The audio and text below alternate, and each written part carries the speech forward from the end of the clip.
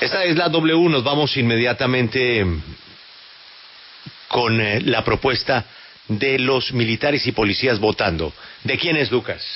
Pues Julio, la propuesta es del partido Colombia Justa Libre. Si tenemos a esta hora a uno de sus senadores, senador John Milton Rodríguez, buenos días y gracias por acompañarnos en la W.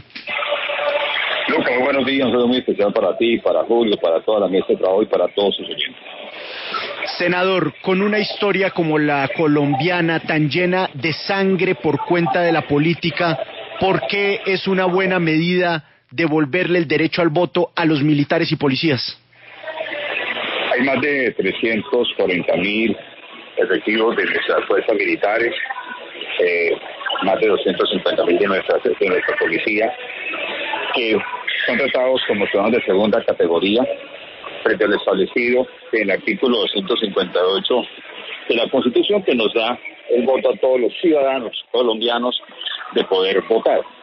En ese sentido, solamente hay 4 países en toda América, Honduras, Guatemala, Paraguay y Colombia, que se los prohíbe.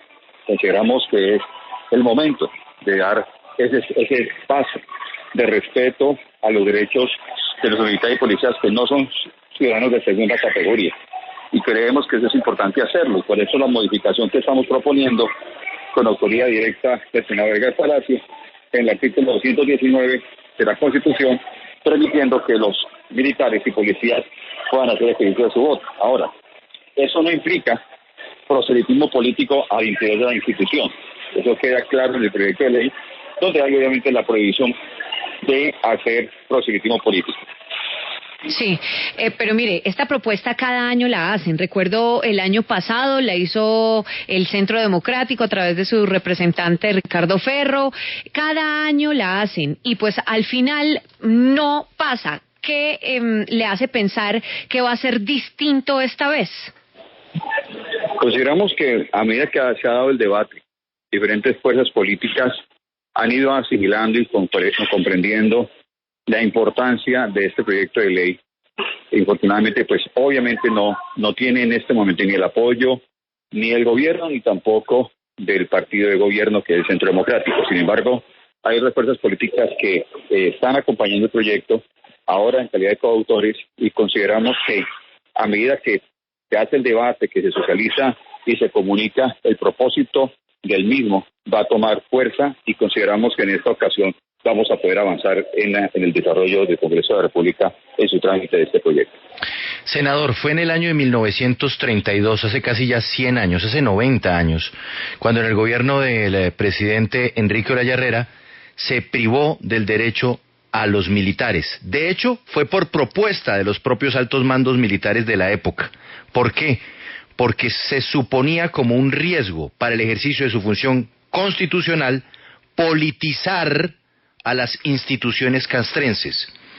90 años después, ¿no cree usted que su propuesta terminaría politizando a las instituciones castrenses, hecho que resulta altamente riesgoso en un país con las tensiones políticas que se viven, con los extremos políticos que nos están dominando en este momento en el panorama, y por ende, como hace 90 años, resulta riesgoso politizar a las instituciones castrenses? Y aquí le estoy utilizando un término de hace 90 años. Claro, Julio, 90 años después tenemos entes de control mucho más fortalecidos, hemos tenido reformas a la Constitución que nos permite una dimensión de peso y contrapeso mucho más claro. 90 años luego, tenemos grupos al margen de la ley que se han desmovilizado y tienen la oportunidad de votar, incluso aquellos que un día ejercieron terrorismo contra el pueblo colombiano. Y tenemos por fuera, como si fueran ciudadanos de segunda categoría, aquellos que con su vida inclusive la exponen para defender la integridad de la ciudadanía. Eso no es justo, eso no es equitativo. Y recuerde... No responde mi pregunta, senador. ¿No es un riesgo para el país politizar a las instituciones castrenses? No, sí, Julio, te lo estoy respondiendo, porque cuando te hablo de los entes de control, cuando te hablo de los pesos y contrapesos, cuando te hablo de que ya han habido esquemas de desmovilización, se muestra una sociedad que obviamente define la necesidad de la equidad y de propender por la igualdad de todos los ciudadanos. Y en eso no se nos puede quedar atrás los derechos de votar por parte de los militares y policías de nuestro país. Sí, senador, pero vea, en ese sentido de lo que le está preguntando Juan Pablo, yo quisiera preguntarle si a usted no le parece un conflicto que los miembros de las fuerzas militares, que como sabemos todos tienen su jefe máximo en el presidente de la República y también en el ministro de Defensa, pues tengan algún tipo de presión del gobierno de turno para que voten por el partido de gobierno. Y se lo digo porque ellos están al mando de ellos en esos 4 años y se puede hacer alguna presión para que direccionen su voto a cierta corriente política. ¿No le parece que eso es un problema? Aquí tenemos una carrera, un desarrollo de carrera militar. Eso no, los militares no aparecen de un día para otro. Estos son procesos que se demandan, digamos, una formación por años. Eso no aparece en un gobierno, no aparece de un momento a otro. Entonces consideramos que ese no va a ser un riesgo ni un peligro. Hay unos elementos constitucionales de control de los entes que nos salvaguarda, como la Procuraduría General de la Nación, que consideramos que garantiza el ejercicio del derecho a votar sin necesidad de hacer proselitismo al interior de la institución castrense.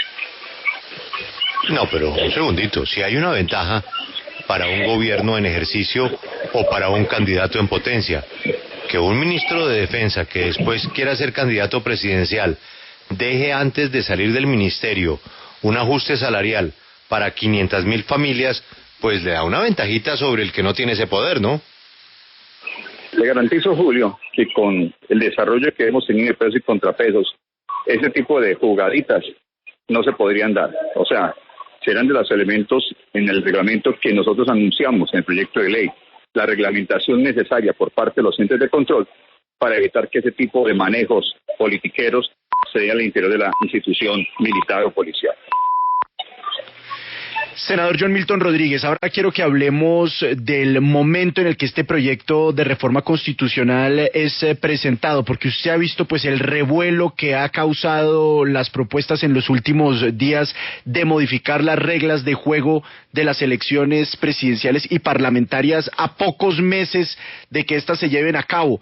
¿No le parece que proponer esa iniciativa que ustedes plantean desde Colombia Justa Libres en este momento en el que la gente lo que está pensando es en reactivación, es en la renta básica, es en el impacto del COVID-19, lo que va a generar es un malestar en la sociedad colombiana? Las prioridades las tenemos claras en Colombia Justa Libres y de hecho, para nosotros la prioridad es todo lo que es el tema de reactivación económica y la recuperación del empleo en nuestro país. Ese proyecto de ley del voto militar y policial lo venimos presentando desde el inicio de nuestro ejercicio en el Congreso de la República. No es algo que aparezca ahora de manera oportunista, sino de manera estratégica, responsable, acorde a nuestra agenda de transformación de nación. Y como te digo, Lucas, desde el inicio del ejercicio legislativo se viene desarrollando esa propuesta. Así que simplemente hace parte del trámite normal de un proyecto de ley que debe presentarse cada vez que se requiere debido al cumplimiento de términos en el periodo legislativo. Senador John Milton Rodríguez del Partido Colombia Justa Libres, gracias por habernos acompañado esta mañana en la W y pues ya veremos cómo avanza este proyecto de reforma constitucional en el Congreso de la República. Lucas, un abrazo y bendiciones especiales para ustedes y sus. Muy amable. Volvamos a la otra idea, Lucas, unificación. Ayer Joana tuvo un muy interesante encuentro en el noticiero del lunes festivo con el ponente, el doctor Chacón, que es uno de los representantes congresistas más influyentes hoy en la Cámara. ¿Tiene usted algún pedacito de lo que dijo? Sí, señor, Julio, porque estuvo muy interesante esa discusión de Joana, Cristian, Violeta con el representante Chacón a propósito de esta propuesta. El congresista del Partido Liberal dijo y recordó que esta propuesta no implica ampliar el periodo de ninguno de los altos funcionarios del Estado y justificó la iniciativa en la necesidad de hacer ahorros multimillonarios en las elecciones del año 2022. Joana le preguntaba por la posición del ministro del Interior, Daniel Palacios, quien dijo en estos mismos micrófonos pues que él no estaba de acuerdo con ninguna iniciativa que mueva fechas de elecciones en el año 2022 y escuche lo que respondió el representante Chacón. A mí no me importa un sí eso, con todo respeto, que pueda decir el ministro del Interior o el gobierno, no porque no sean importantes en el ejercicio de la política, sino porque la actividad legislativa no tiene por qué estar supeditada a lo que diga o no un gobierno. Es una actividad autónoma e independiente de unos congresistas. Si llegáramos a hacerlo, de presentar un proyecto de acto legislativo o ley como presentamos cientos en el semestre y que se debaten en el Congreso, y la gran mayoría de ellos pueden no salir y otros muy pocos salir. Me importa un cieso lo que piense el gobierno nacional sobre este proyecto, así que el representante Chacón sigue adelante con esta iniciativa que también lleva la firma de otros congresistas del Partido Liberal, propuesta pues que ya había adelantado en enero de este año el representante Chacón en estos micrófonos, y es mover las elecciones parlamentarias para mayo para que coincidan con la primera vuelta presidencial, lo que por supuesto prendió las alarmas de la oposición y de los sectores independientes que consideran que esta es una jugadita para impedir que se hagan las consultas interpartidistas en el mes de marzo.